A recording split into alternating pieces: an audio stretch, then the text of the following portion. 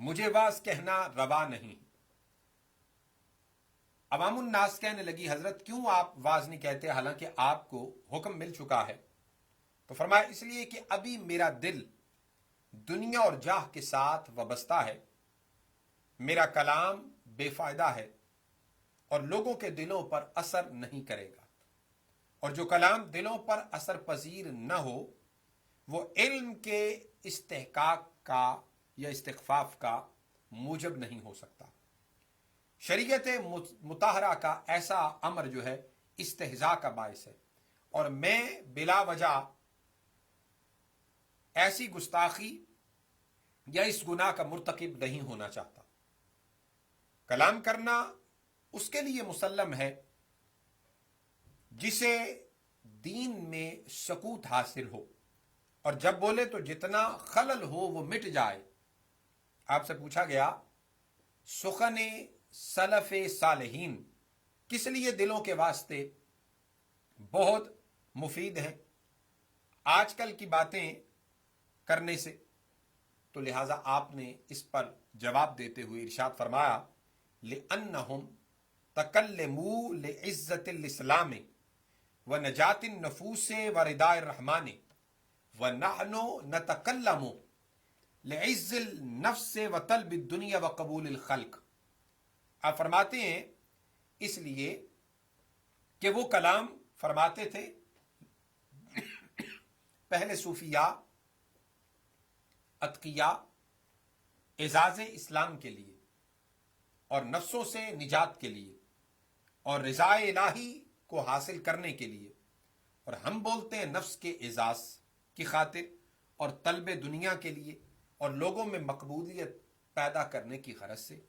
لہٰذا اس لیے ابھی مجھے ان چیزوں سے وہ شے نصیب نہیں ہوئی جو مجھے ان سے ماورا کر دے، اور میں خود کو ان سے بیگانہ تصور کرنے لگوں۔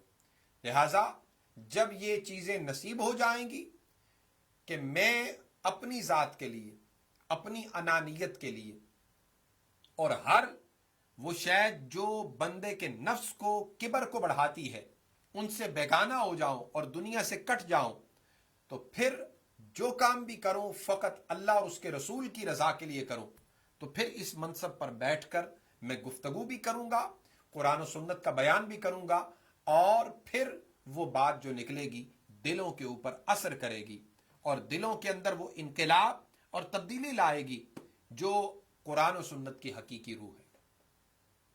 تو جو کلام موافقت حق کے لیے ہو حق کی مدد کے ساتھ ہوتا ہے، اور پھر فرماتے ہیں اس میں روب اور دبدبا پایا جاتا ہے اور اشراء پر اثر انداز ہوتا ہے، اور جو کلام اپنی موافقت کے لیے ہو، اپنی ذات کے لیے ہو، اور اندر کے بیٹھے شیطان یا ہوائے نفس کو ابھارنے کے لیے ہو، گو کہ بندہ اللہ کا کلام اور نبی کی حدیث بیان کرتا ہے اور خود خوش ہوتا ہے کہ میں نے یہ کہا، میں نے یہ بیان کیا، اور اس طرح لوگوں کی زبانوں سے اس پر داد وصول کی، تو فرمایا اس میں ذلت ہے، اس میں خواری ہے، اس میں بے تقیری ہے، اور اس کا فائدہ کچھ نہیں۔ ایسے بولنے سے فرمایا نہ بولنا بہتر ہے کہ ایسا بولنے والا اپنے لفظوں سے خود کو بیگانہ تصور کرتا ہے، اور جو اس کا مقصد وحید ہوتا ہے وہ دلوں پر جا کر اثر انداز نہیں ہوتا۔ تو یہ وہ شخصیت جن کا نام نامی اس میں گرامی حضرت ابو صالح حمدون رحمۃ اللہ تعالی علیہ، جن کا ذکر حضور داتا گنج بخش علی حجویری نے اپنی کتاب کشف المحجوب کے 11ویں باب تبع تابعین کا بیان میں ذکر کرتے ہوئے فرمایا۔ لہذا ایسی شخصیات دور حاضر سے ہمیں ناپید نظر آتی ہیں، لیکن موجود ہیں، ہماری نظریں اس قابل نہیں کہ ایسے لوگوں کو دیکھ سکیں، اس لیے کہ فارسی کا مقولہ ہے ولی را ولی میں شناست اور چور را چور میں شناست۔ ولی کو ولی پہچانتا ہے اور چوری کرنے والے کو چوری کرنے والا ہی پہچانتا ہے، اور موجود اس لیے ہے کیونکہ ان کا انکار نہیں ہو سکتا۔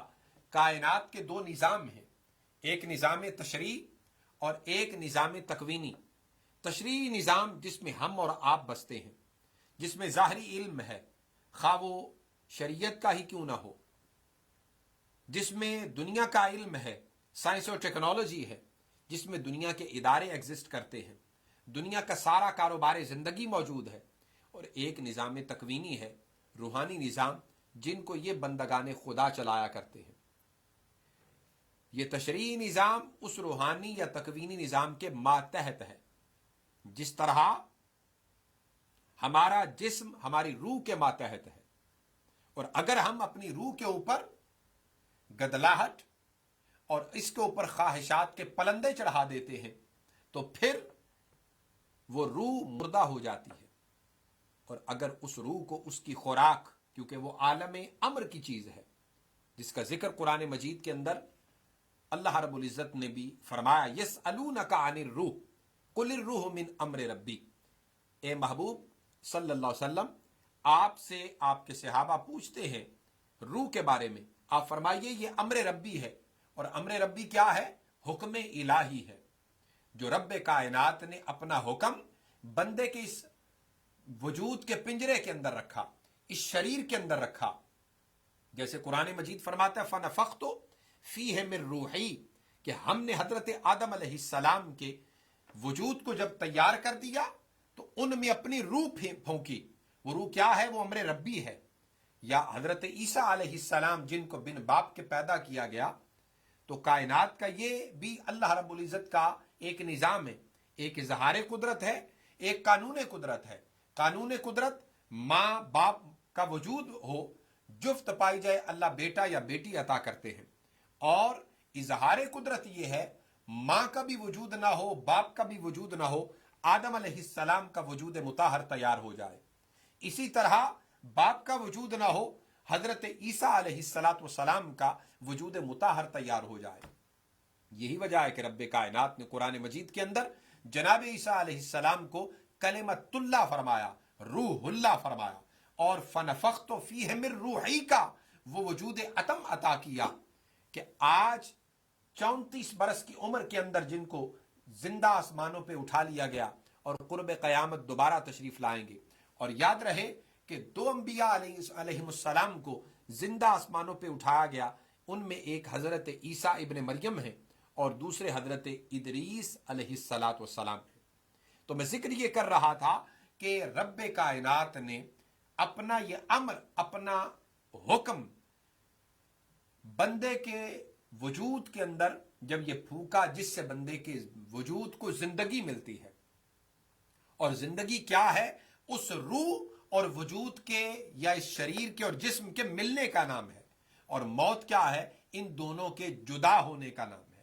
لہٰذا دونوں جدا ہو جائیں تو موت واقع ہوتی ہے، مل جائیں تو زندگی واقع ہوتی ہے۔ یہی وجہ ہے کہ صوفیاء نے ہمیشہ روح کی خوراک کا بندوبست کیا، اور ہم دنیا دار لوگ ہمیشہ وجود کی خوراک کا بندوبست کرتے ہیں، خواہشات نفس کے پتلے بن جاتے ہیں، ہم ریاکاری میں غرق ہو جاتے ہیں، مادیت پرستی ہمارا اوڑھنا بچھونا بن جاتا ہے۔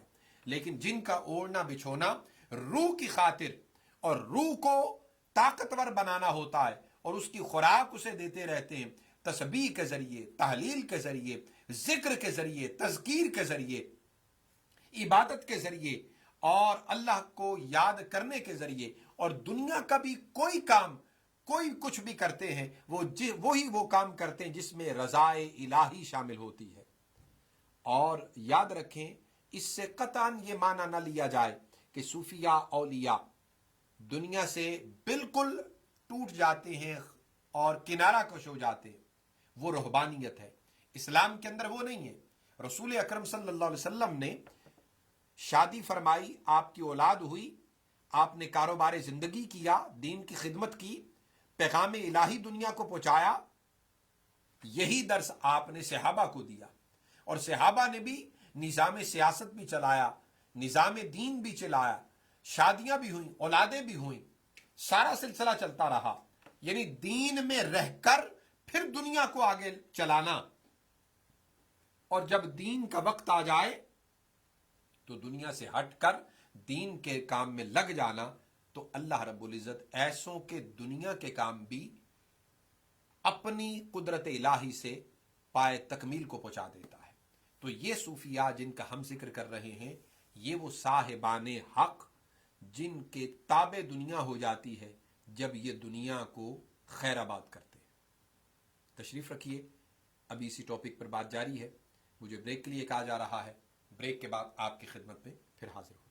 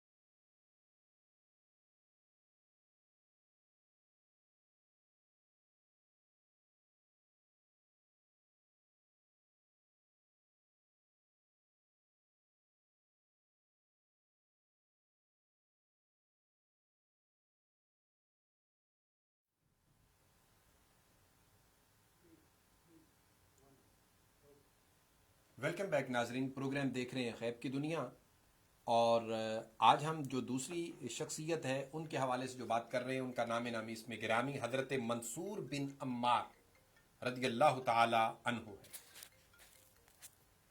یہ شیخ باوقار مشرف خواتر اسرار حضرت ابو سرا منصور بن عمار رضی اللہ تعالی عنہ، جو کہ اکابر مشائخ میں سے گزرے ہیں اور اہل عراق کے ہم صحبت اور اہل خراساں میں مقبول الکلام اور عظیم الوائز شخصیت گزرے ہیں۔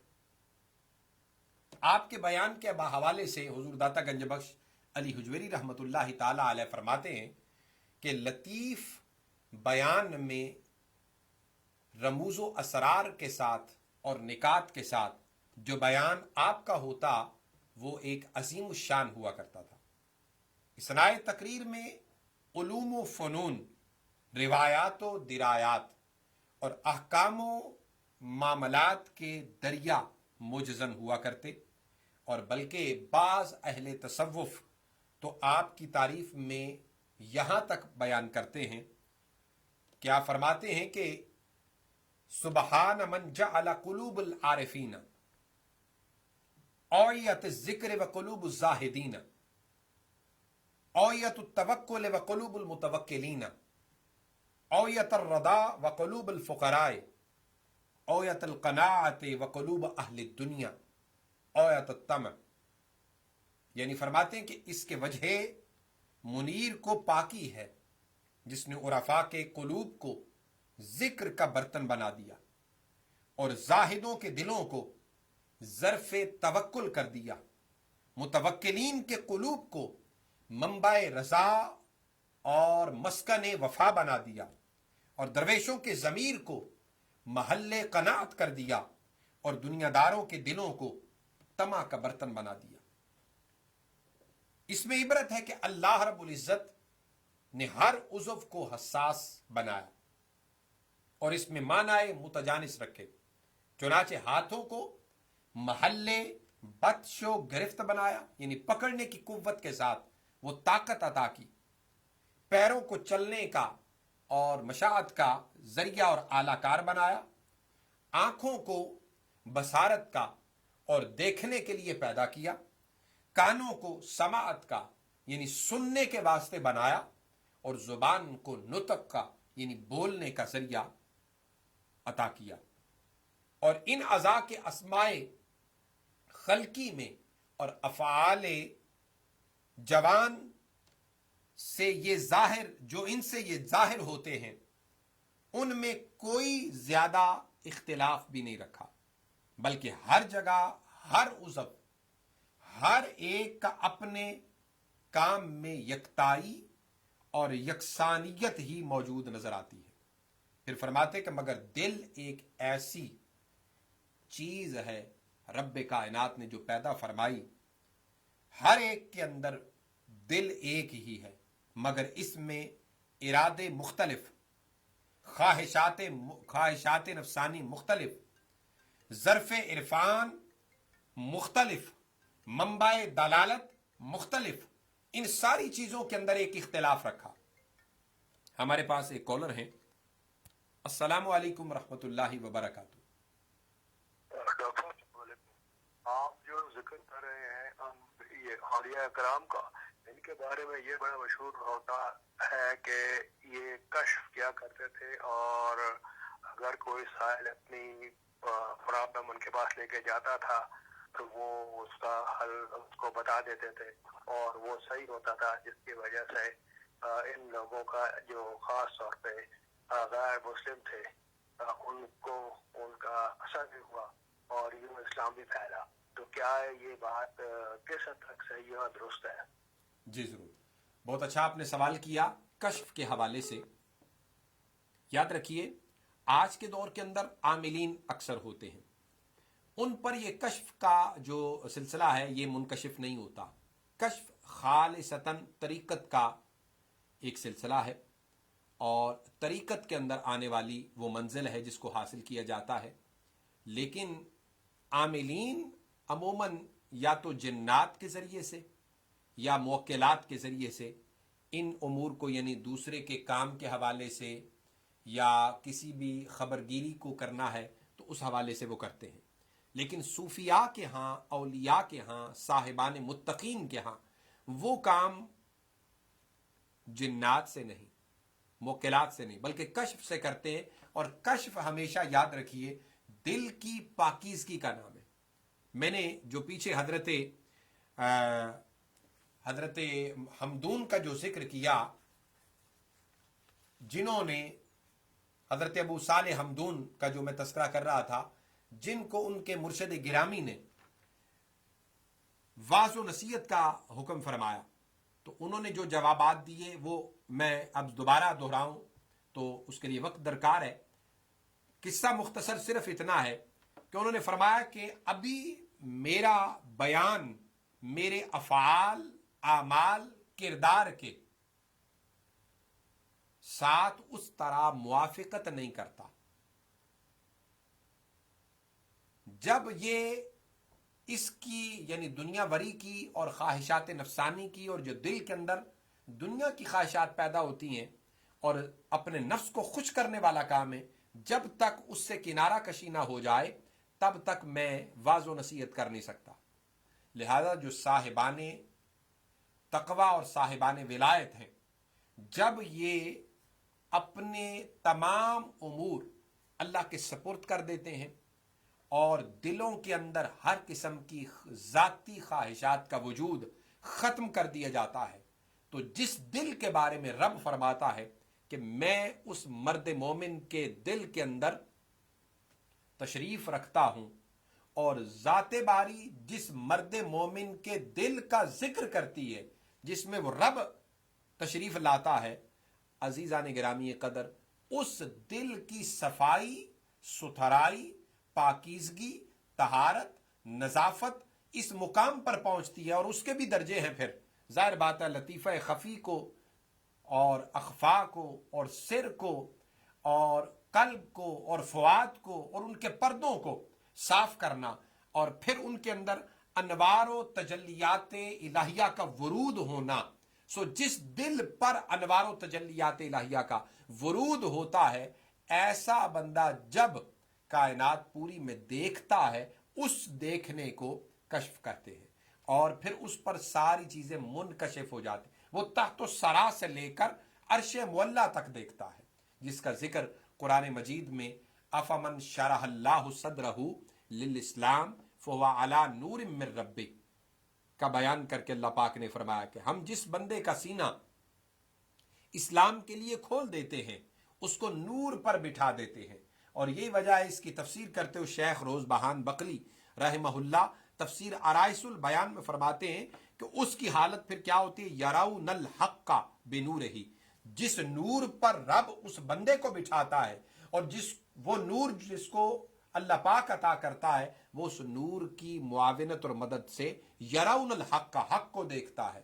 وَيَرَوْنَ مَا دُونَ الْحَقِّ مِنَ الْعَرْشِ إِلَى السَّرَى بِنُورِهِ، اور اسی نور کے ذریعے سے ما سے واللہ اسے تحت و سرا سے لے کر عرش خدا تک ساری کائنات کا مشاہدہ اور معائنہ کروایا جاتا ہے، اور یہ چیزیں ساری اس پر منکشف ہو جاتی ہیں. پھر ایسے بندے کے پاس جب کوئی بھی شخص اپنی حاجت لے کر، اپنی ضرورت لے کر، اپنا مسئلہ لے کر جاتا ہے، تو وہ کشف کی کیفیات کے ذریعے سے پھر اس کا حل بتاتے ہیں. پھر ایسے بندے کے دل کے اوپر اللہ القاء فرماتا ہے. جب القاء ہوتا ہے، وہ اسی القاء کا فیضان ہوتا ہے جو اس بندے کو پھر قرآن کی صورت بتا دی جائے پڑھنے کے لیے، اللہ کے اسماء الہیہ میں سے کوئی اسم بتا دیا جائے ورد کرنے کے لیے، رسول اللہ صلی اللہ علیہ وسلم کا اسم بتا دیا جائے، درود پاک بتا دیا جائے، یا کوئی بھی وظیفہ بتا دے وہ اللہ کا بندہ، رب کائنات اس کی زبان سے نکلے ہوئے کلمات جو اس بندے کو عطا کر دیے جاتے ہیں، ورد وہ کرتا ہے. وہ ایک بہانہ ہوتا ہے، لیکن اس کی زبان سے یہ کہہ دینا کہ اللہ کام یہ تیرا کر دے گا، رب کائنات ان کے الفاظ کو واپس نہیں لوٹاتا. گفتگو اللہ بود گرچہ از حلقوم عبداللہ بود، جیسے کہ حدیث پاک میں بھی آتا ہے کہ انا ما عبدی اذا ذکرنی فإن ذکرنی فی نفسی ذکرتو فی نفسی. اور دوسری حدیث پاک میں آتا ہے، اللہ پاک فرماتا ہے کہ میں اس کے ہاتھ بن جاتا ہوں, اس کے کان بن جاتا ہوں, اس کے پاؤں بن جاتا ہوں, مجھ سے سوال کرتا ہے میں سوال پورا کرتا ہوں, مجھ سے پناہ مانگتا ہے میں اسے پناہ دیتا ہوں. تو عزیزان گرامی قدر, وہ بندہ ظاہری وجود میں بندہ ہی رہتا ہے, لیکن رب کی طاقت اور قدرتوں کا وہ ایک مظہر ہو جاتا ہے. کیوں؟ اس نے اپنی انا کو مٹا دیا, اپنی ذات کو ختم کر دیا, اپنی مرضی مٹا دی. تو پھر حالت یہی ہوئی کہ جیسے اقبال نے کہا کہ خودی کو کر بلند اتنا کہ ہر تقدیر سے پہلے خدا بندے سے خود پوچھے بتا تیری رضا کیا ہے. اور یہ ہونا کیسے ہوتا ہے؟ اس کی ایک ہی وجہ ہے کہ جیسے کہ اقبال کہتے ہیں کہ کی محمد سے وفا تو نے تو ہم تیرے ہیں, یہ جہاں چیز ہے کیا لوح و قلم تیرے ہیں. تو رب کائنات رسول اللہ سے وفا کرنے کی بنا پر, صحابہ کی تعظیم اور تکریم کرنے کی بنا پر, اہل بیت اطہار سے محبت اور مودت کا دم بھرنے کی بنا پر, ازواج مطہرات کے در پر جھکنے کی بنا پر اللہ رب العزت رسول اللہ کا قرب اس بندے کو دیتا ہے. اور جس کو رسول اللہ کا قرب ملتا ہے ساری کائنات اس پر منکشف ہو جاتی, اسے مقام حضوری عطا کر دیا جاتا ہے. اور وہ کیسے ہے؟ یہ دل کی پاکیزگی, نظافت. اور یہی وجہ ہے, کسی نے کیا خوب کہا, دل کے آئینے میں ہے تصویر یار, جب ذرا گردن جھکائی دیکھ لی. لہذا دلوں کی پاکیزگیاں حاصل کرنا اور اس کو مصفہ, منقع, مجلہ کرنا, یہ رب کائنات اس دل کے ذریعے سے ساری کائنات کو بندے کو دکھا دیتا ہے. وہ بیٹھا ہوا بندہ ایک جگہ ہوتا ہے, مشاہدہ ساری کائنات کا کر رہا ہوتا ہے. یہ وجہ ہے کہ حضور غوث العظم شیخ عبد القادر جیلانی قدس سر العزیز فرماتے, نظر تو الی بلاد اللہ جمعا کخردلۃ علی حکم اتصالی, میں پوری کائنات کے شہروں کو ایسے دیکھتا ہوں جیسے ہاتھ کی ہتھیلی پر رکھا ہوا رائی کا دانہ دیکھا جاتا ہے. اور یہ فیضان ہوتا ہے کسی بھی ولی کو اور صاحب منصب قطبیت پر بیٹھے ہوئے اس شخص کو رسول اللہ کا, کیونکہ حضور علیہ الصلوۃ والسلام فرماتے ہیں فرائی تو مشارق الارض و مغاربہا کانی کفی ھذا, کہ کائنات کے مشارق و مغارب کو میں ایسے دیکھتا ہوں جیسے ہاتھ کی ہتھیلی کو دیکھا جاتا ہے. ہمارے پاس ایک کالر ہیں. السلام علیکم ورحمۃ اللہ وبرکاتہ. وعلیکم السلام ورحمۃ اللہ وبرکاتہ. آپ سے ایک چھوٹی سی التجا ہے. جی جی چھوٹی سی التجا ہے آپ سے کہ آئندہ جو جمعرات کو آپ کا پروگرام ہوگا, جی جی اس پروگرام کے آخری سیگمنٹ میں آپ ایک اسپیشل دعا فرمائیے یہ کرونا وائرس ختم ہونے کے لیے. اور تمام لوگوں سے جو سننے والے ہیں, جی آپ ان سے بتائیے کہ توبہ کرنا ہے اس دن, سب سے توبہ کروائیے اس دن, اپنے اپنے گناہوں کی توبہ کروائیے ان سے. آپ اناؤنس کریں, آج بتا دیں کہ آئندہ جمعرات کو آخری سیگمنٹ آپ کا ایسا ہی ہوگا. اس میں سب مسلمان لوگ سننے بیٹھ کے اور توبہ کریں, اپنے گناہوں کی معافی مانگیں. اس کا اناؤنس کروائیے. شکریہ ہوگا آپ کا, بڑی مہربانی ہوگی. انشاءاللہ. السلام علیکم. وعلیکم السلام ورحمۃ اللہ. ایک اور کالر ہیں, وہ ہماری کال مس ہو گئی ان سے. تو عزیزان گرامی قدر, یہ وجہ ہے کہ حضرت منصور بن عمار اسی دل کو بندے کی شخصیت کا مرکز, مسکن فرماتے ہیں. اور حدیث پاک کے اندر بھی یہی ارشاد فرمایا گیا ہے کہ دل کے اندر حضور علیہ السلام نے, انسان کے اندر ایک حضور نے فرمایا کہ لوتھڑا ہے, اگر وہ درست ہے تو پورا جسم درست ہے. یہ روحانی بات آقا علیہ الصلوۃ والسلام ارسلام رحمۃ اللہ وبرکاتہ.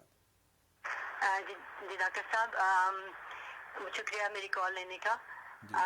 میں نے آپ سے فیبروری میں آپ سے بات ہوئی تھی اور مجھے ایک پرابلم تھا. میں نے آپ کو بتایا تھا کہ مجھے رات کو سوتے میں کوئی چیز تنگ کرتی ہے, اور آپ نے مجھے وظیفہ بتایا 7 دفعہ آیت الکرسی پڑھ کے اور 3 دفعہ سورۃ فلق اور سورۃ نحل, اور پھر اس کے بعد تالی بجا کے سا لینا. تو میں نے وہ شروع کیا, this was and of February.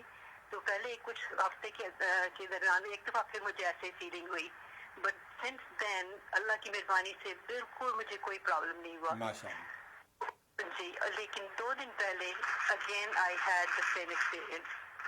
تو میں گھبرا گئی ہوں. میرا خیال تھا کہ میں اللہ کا بہت شکر ادا کرتی تھی کہ آپ کے توسط سے مجھے میرا حل ہو گیا مسئلہ.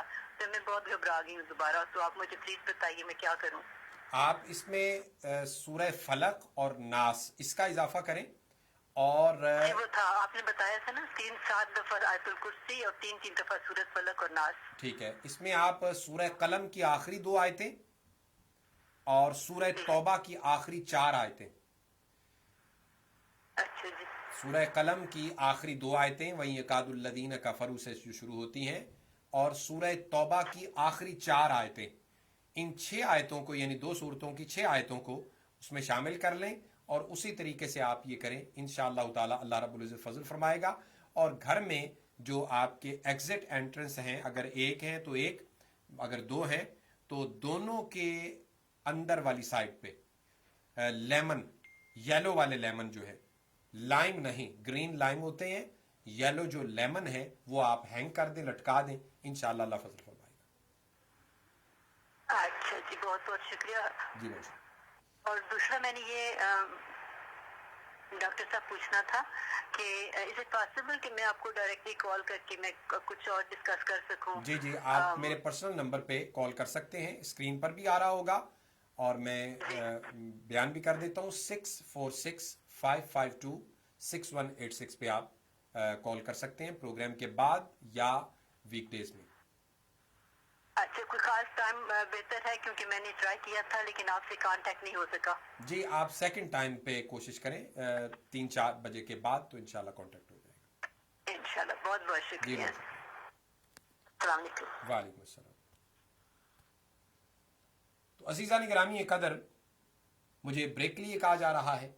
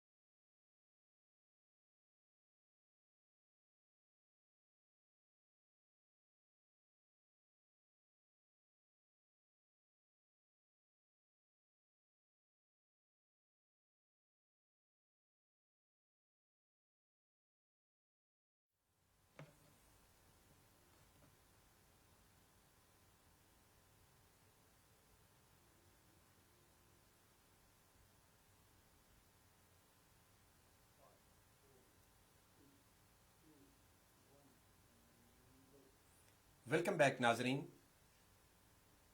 پروگرام دیکھ رہے ہیں غیب کی دنیا، اور ذکر ہم کر رہے تھے حضرت منصور بن عمار رضی اللہ تعالی عنہ کی ذات پاک کا. اور آپ نے جو ذکر کیا وہ دل کے حوالے سے اور قلب کے حوالے سے تھا، جس کا میں ذکر کر رہا تھا کہ ایک دل میں رب کائنات نے قناعت ڈال دی تو ایک دل کو اویا اور سما اور ریا کا باعث بنا دیا. تو معلوم ہوا کہ مخلوقات میں سے وہ مخلوق جس سے خلاق عالم کی صنعت کمال تعجب خیز ظاہر ہو، سو ایسا دل دلوں کا مرکز و محور بن جاتا ہے. آپ اسے مروی آپ فرماتے ہیں کہ الناس رجلان عارف بنفسه فشغله في المجاهدات والرداء وعارف بربه وشغله بخدمته وعبادته ومراداته. فرماتے ہیں لوگوں میں دو قسم کے طبقات ہیں، یا بخود عارف ہیں، بحق عارف، وہ لوگ جو بخود عارف ہیں اور ان کا مشغلہ مجاہدہ و ریاضت ہے، اور وہ لوگ جو بحق عارف ہیں ان کا مشغلہ خدمت و عبادت و طلب رضا ہے. تو عارفان بخود کی عبادت ریاضت ہوئی اور عارفان بحق کی عبادت ریاست ہوئی. پہلا اس لیے عبادت کر رہا ہے کہ درجہ کمال حاصل ہو جائے، اور دوسرا اس لیے عبادت کر رہا ہے کہ منزلتین، تو دونوں کے منازل و مقام میں فرماتے ہیں بڑا فرق ہے. یعنی عارف خود وہ بندہ ہے جو مجاہدہ پر قائم ہے، اور عارف حق وہ بندہ ہے جو مشاہدہ میں محو ہے. اور آپ اسے مروی دوسری روایت جس میں فرماتے ہیں کہ الناس رجلان مفتقر الی اللہ فہو فی اعلی الدرجات علی لسان الشریعت وآخر لا یرا الافتقار بما علم من فراغ الیہ من الخلق والرزق والاجل والحیات والسعادت والشقاوت فهو فی افتقارہ الیہ واستغناء بہ. پھر فرماتے ہیں لوگ دو قسموں پر منقسم ہیں. ایک نیاز مند جو خدا کا نیاز مند ہے، یہ نہایت اعلیٰ و عرفہ درجہ والے ہیں، اور شریعت مطہرہ نے بھی انہیں بلند درجہ قرار دیا ہے. دوسرے وہ ہیں جو اپنی مرضی اور اپنی نیاز مندی اور حاجت کو نہیں دیکھتے، اس لیے کہ وہ جانتے ہیں کہ اللہ نے ازل میں ہی مخلوق کے رزق، اجل، حیات، شقاوت، سعادت سب مقرر اور مقدر کر دی ہے. اس کے سوا کبھی بھی کچھ نہیں ہو سکتا. تو وہ گروہ اپنی حوائج میں حاجات کا محتاج ہوا، اور یہ گروہ اللہ کے ساتھ سب سے مستغنی ہو گیا. یعنی خدا کی طرف جو جھک گیا اور اسی پر شاکر ہو گیا کہ جو رب نے مقدر کر دیا، یہ ما سوی اللہ سے مستغنی ہو گیا. یعنی پہلا گروہ عین افتقار میں محجوب ہوا، اور مقادیر اللہ سے دوسرا گروہ اپنی حاجتوں سے مستغنی ہو کر اللہ کے ساتھ غنا اور مشاہدہ میں ہوا. تو پہلا گروہ نعمت کے ساتھ ہوا، دوسرا گروہ منعم نعمت کے ساتھ ہو گیا. پہلا گروہ مشاہدہ نعمت میں گرچہ غنی ہے مگر فقیر ہے، اور دوسرا گروہ مشاہدہ منعم میں گرچہ فقیر ہے لیکن غنا کی یہ کیفیت اسے حاصل ہے کہ اللہ رب العزت اپنی شان غنا کا اس بندے کو مظہر بنا دیتا ہے. یعنی ظاہراً کچھ بھی نہیں ہے لیکن باطناً اس کے پاس سب کچھ ہے، اور رب کے خزانوں میں اس کے ہاتھ ہوتے ہیں. خالی جیب میں ہاتھ ڈالے تو پھر دولت کے انبار لگا دے، اور اپنے لیے کسی بھی چیز کو توجہ نہ دے، اور اپنی خاطر ایک درہم و دینار یا ایک سینٹ بھی نہ رکھے. سب اللہ کی راہ میں جو نکلے وہ بھی خرچ کر دے، جو آئے وہ بھی خرچ کر دے. سو یہ کیفیات جن کو نصیب ہوتی ہے وہ اللہ اور اس کے رسول کے ساتھ ملنے والی اس فضل اور کرم کی بارش کو حاصل کرتے چلے جاتے ہیں، اور منازل سلوک میں چلتے چلے جاتے ہیں، اور ایک وقت آتا ہے کہ رب کائنات کی بارگاہ سے یا ایتھا النفس المطمئنہ ارجعی الی ربک راضیۃ مرضیہ فادخلی فی عبادی وادخلی جنتی کا پیغام آ جاتا ہے۔ تو عزیزان گرامی قدر، یہ تھے حضرت منصور بن عمار رضی اللہ تعالی عنہ، جنہوں نے گفتگو میں اور اپنی زندگی میں اور اپنے واعظ و نصیحت میں دل کی اس لوتھڑے کو حدیث پاک کی روشنی میں مرکز، مسکن اور اسی کو منبع و محور بنا کر پیش کیا، تاکہ اس کو جو پاک کر لیتا ہے اور اس کو دنیا سے مستغنی جو کر لیتا ہے، اللہ رب العزت ایسے بندے کو اپنا قرب خالص عطا فرماتا ہے۔ آگے جو ہم انشاءاللہ گفتگو شروع کرنے والے ہیں، انہی تبع تابعین میں سے حضرت احمد بن عاصم انطاکی رضی اللہ تعالیٰ عنہ ہے۔ حضرت احمد بن عاصم انطاکی، یہ حضور داتا گنج بخش فرماتے ہیں کہ قدوۂ اہل صفا میں سے ہے، اور آیان قوم اور سادات قبائل میں سے گزرے ہیں۔ علوم شریعت کے بہترین عالم اور اصول و فروع میں ماہر شخصیت، نہایت دراز انہوں نے عمر پائی اور قدمائے مشائخ کی صحبتوں سے مستفیض ہوئے، اتباع تابعین کو دیکھا، اور یہ حضرت بشر حافی سری سختی رضی اللہ تعالی عنہما کہ ہم عصر اور معاصرین میں سے ہیں، اور حضرت حارث محاسبی کی بارگاہ میں حاضر ہو کر ان کے سلسلہ ارادت میں داخل ہوئے اور ان کے مرید ہوئے، اور حضرت فضیل ابن ایاز کی بھی آپ نے زیارت کر رکھی ہے، اور ان کے فیض صحبت سے بھی مستفیض ہوئے، جن کا تذکرہ پیچھے گزر چکا ہوا ہے۔ آپ اکثر زبانوں میں متکلم تھے اور ستودہ تھے، آپ کا کلام بہت اعلیٰ اور رفیع الشان تسلیم کیا گیا ہے، اور آپ کے لطائف نہایت شافی اور وافی گردانے گئے ہیں۔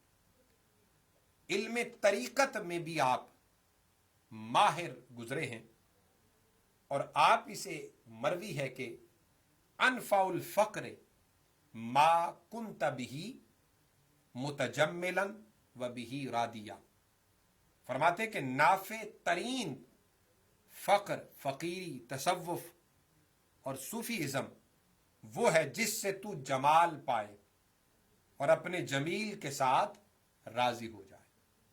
یعنی مخلوقات کا جمال وجود اسباب میں ہے، اور فقیر کا جمال نفی اسباب اور اثبات مسبب میں ہے، اور اسی کی طرف رجوع رہ کر اس کے احکام پر وہ بندہ راضی ہو جائے۔ عزیزان گرامی قدر، تیسری یہ شخصیت آپ سماعت فرما رہے ہیں، ان صوفیاء کا سب سے پہلی جو سیڑھی طریقت اور سلوک میں بیان کرتے ہیں وہ یہی ہے کہ لالچ، طمع اور مادیت کی محبت یہ سب سے پہلے دلوں سے نکالی جائے، اور جب یہ رخصت ہوتی ہے تو پھر اللہ رب العزت کا فضل، کرم اس طرح شامل حال ہوتا ہے کہ بندہ کہتا ہے جھولی ہی میری تنگ ہے، تیرے یہاں کمی نہیں۔ یہ مخلوق نہیں، خالق کی طرف رجوع اور ہر وقت رجوع رہنے کو ترجیح دیتے ہیں، اور جو خالق کی طرف ہر وقت رجوع کرنے کو ترجیح دے، اسے مخلوق یا مادیات دنیا یا اشیاء دنیا کبھی ان کی نظروں کو خیرہ نہیں کر سکتی۔ جیسے اقبال نے کہا، خیرہ نہ کر سکا مجھے جلوائے دانش فرنگ، کیوں؟ سرما ہے میری آنکھ کا خاک مدینہ و نجف۔ کیونکہ مولا علی المرتضیٰ کرم اللہ وجہہ الکریم کی بارگاہ سے ولایت، روحانیت اور علم نافع کی جس کو خیرات ملتی ہے، وہ پھر ڈائریکٹ اس دروازے سے उस मदीनतुल इल्म की तरफ रजू करता है, और जिसको उधर रजू करना और उधर से फैज़ मिलना शुरू हो जाता है, फिर वो रसूलुल्लाह की बारगाह में हुजूरी के मुकाम पर रहता है। तो आप फरमाते हैं कि यानी असबाब दुनिया, अशियाए दुनिया या ज़रूरियात दुनिया, उधर तवज्जो ना रखो, तवज्जो रखो देने वाला कौन है, किसकी अता से है और कहाँ से मिलना है। और हुजूर अलैहिस्सलातु वस्सलाम फरमाते इन्नमा अना कासिम वल्लाहु युती, मैं तकसीम करने वाला हूँ, अल्लाह अता करने वाला है। यही जवाब हजरत अब्दुर्रहमान जामी रहमतुल्लाहि ताला अलैह को अल्लाह की बारगाह से हुआ कि जब आपको कुर्ब खास मिला और हातिफ गैब से आवाज आई, जामी बता चाहता क्या है। अर्ज किया, मौला वो चाहता हूं जो अपने खासान ने खुदा को और बंदगान खुदा को तू दिया करता है। तो फरमाया उसके लिए हुक्म, जहां से मिलेगा उस बारगाह में चला जा। अर्ज किया वो बारगाह कौन सी है। फरमाया वो बारगाह रसूलुल्लाह की बारगाह है, और मदीना तैयबा हाजिर हो जा। जब वहां जाएगा तो वहीं से मेरे कारखाने कुदरत के खजाने तकसीम होंगे। वो ज़ाहिरी भी हैं, बातनी भी हैं, वो दुनवी भी हैं, दीनी भी हैं, वो इस दुनिया के भी हैं, आखिरत के भी हैं, बरज़ख के भी हैं, जन्नत के भी हैं। तो वो सारे खजाने जिस दरवाजे से तकसीम होते हैं उसे दरवाज़ा गुंबद खजरा कहते हैं। तो फिर इसके लिए वो फरमाते हैं कि इसीलिए फक्र फुकदान सबब का नाम है और गिना वजूद सबब को कहते हैं। तो फकीर बिला सबब हक के साथ है, जहां सबब है वहां वजूद खुदी है।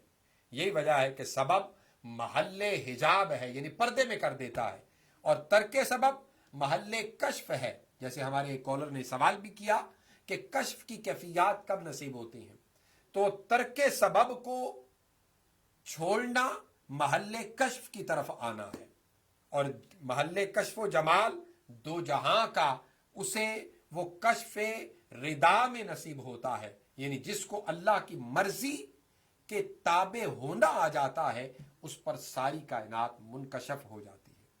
और सखत व गजब यानी नाराजगी और गुस्सा में तमाम हालम हिजाब में बंदा चला जाता है।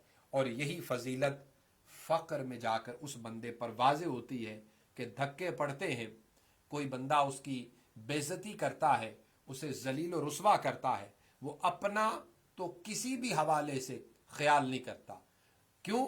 अल हुब्बु लिल्लाह वल बुग़्ज़ु लिल्लाह का वो पैकर बन जाता है, यानी मोहब्बत भी अल्लाह के लिए और बुग़्ज़ भी, किसी से दुश्मनी और अदावत भी अल्लाह के लिए, अपनी ज़ात के लिए कुछ नहीं।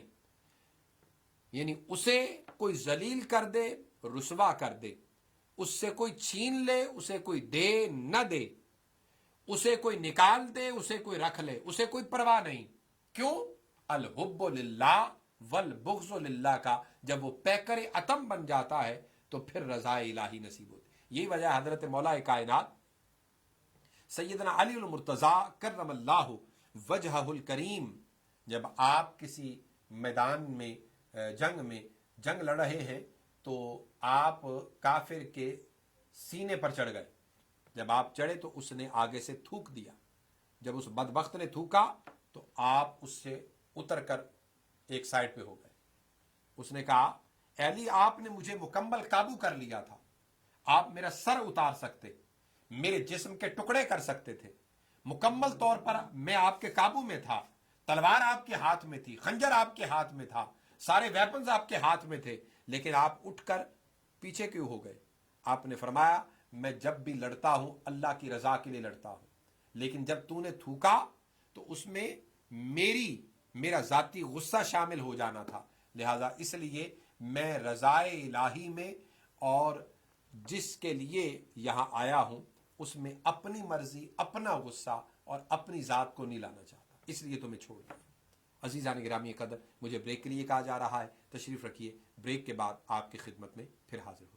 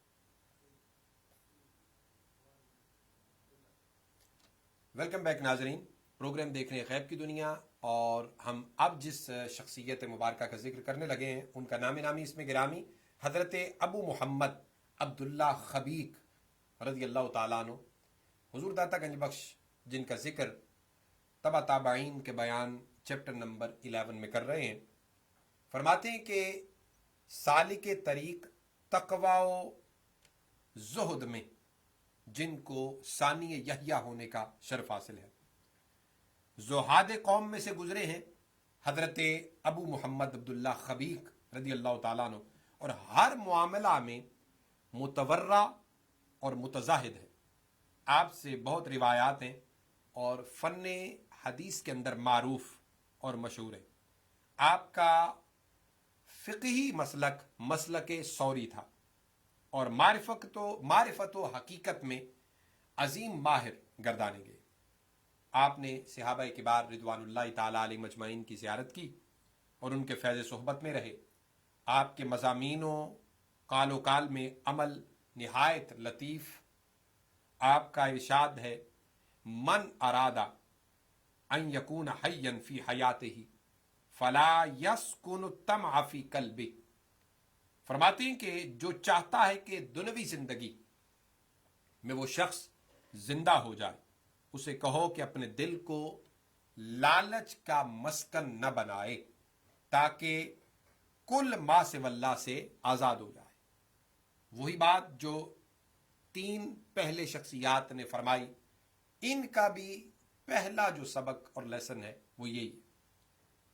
اس لیے کہ طماع یعنی لالچی آدمی ہمیشہ مردہ ہوتا ہے اور اپنے طمع کی قید میں مقید. تو جس دل میں طمع نہ ہو، لالچ نہ ہو، وہ دل ایسا ہے جس پر مہر لگی ہے. اور لازمی ہے کہ جو دل مختوم یعنی مہر شدہ ہے، ظاہر ہے وہ طمع سے بھرا ہوا ہے، تو وہ یقیناً مردہ ہے. اور سبحان اللہ، دل وہی دل ہے جس کے اندر طمع نہ ہو، مردگی نہ ہو، اور ما سے واللہ کی محبت نہ ہو، ما سے واللہ کا قرب نہ ہو، اور اللہ کی رحمتیں عنایتیں ایسے دل کے اندر جاگزیں ہوتی ہیں. اور وہ دل اللہ کی یاد سے معمور، ذکر الہی سے معمور، کیوں وہ طمع سے فارغ ہو جاتا ہے. جیسا کہ آپ ارشاد فرماتے ہیں کہ خلق اللہ تعالی القلوب مساکن الذکر فصارت مساکن الشہوات ولا یمحو الشہوات من القلوب الا خوف مزعج اور شوق مقلق. آپ فرماتے ہیں اللہ نے دلوں کو مساکن ذکر بنایا ہے، مگر جب نفس امارہ کی صحبت کا اثر اس دل پر پڑتا ہے تو یہ مسکن شہوت بن جاتا ہے. اب اس دل کو کوئی چیز شہوت سے پاک کر نہیں سکتی، مگر اگر اس دل کے اندر خوف خدا اور اضطراری کیفیات پائی جائیں اور پیدا ہو جائیں، تو پھر وہ شوق جو آرام بھلا کر قلق پیدا کرتا ہے، وہی اس دل کو انوار و تجلیات الہیہ کا مسکن بنا سکتا ہے. تو خوف اور شوق 2 ستون گویا کے بن گئے ایمان کے، جس کے دل میں محل ایمان ہے اور اس کے قرین قناعت و ذکر ہیں، اور طمع اور غفلت جس دل کے اندر آ جاتی ہے. فرماتے ہیں کہ ایسا بندہ یاد رکھے کبھی اللہ کے انوار، تجلیات اور کرم کی بارش ایسے دل پر نہیں ہو سکتی. تو عزیزان گرامی قدر، آج آپ نے 4 تبع تابعین کا ذکر سماعت کیا، اور چاروں کے بیانات اس حوالے سے تھے کہ دل کو درست کیا جائے، انوار و تجلیات الہیہ کا مسکن، محور اور منبع بنایا جائے. پھر اس پر کائنات کے علوم و معارف منکشف ہوتے ہیں، اور پھر اسے ہی اولیاء کی صحبت، سنگت، حضوری رسول اللہ کی بارگاہ میں لے جاتی ہے. اور جو حضور کی بارگاہ میں پہنچ گیا، سمجھو کہ اللہ کے قرب کی اور اللہ کے کرم کی بارش کا وہ مستحق کو سزاوار بن گیا. عزیزان گرامی قدر، اپنے لیے آسانیاں پیدا کیجیے، دوسروں کے لیے آسانیاں پیدا کیجیے. اپنی زبانوں کو، دل و دماغ کو اللہ اور اس کے رسول کے ذکر سے تر رکھیے. اللہم صلی وسلم وبارک علی سیدنا و مولانا محمد معدن الجود والکرم و آلہ الکرام و ابنہ الکریم منبع العلم والحکم وبارک وسلم وصلی علیہ. سبحان ربک رب العزت عما یصفون وسلام علی المرسلین والحمد للہ رب العالمین. پروگرام کے بعد کال کرنے کے لیے 646-552-6186 پہ کال کر سکتے ہیں. انشاءاللہ اگلی جمعرات شام 8 سے 9 آپ کی خدمت میں نئے ٹاپک کے ساتھ حاضر خدمت ہوں گے. والسلام علیکم ورحمۃ اللہ وبرکاتہ.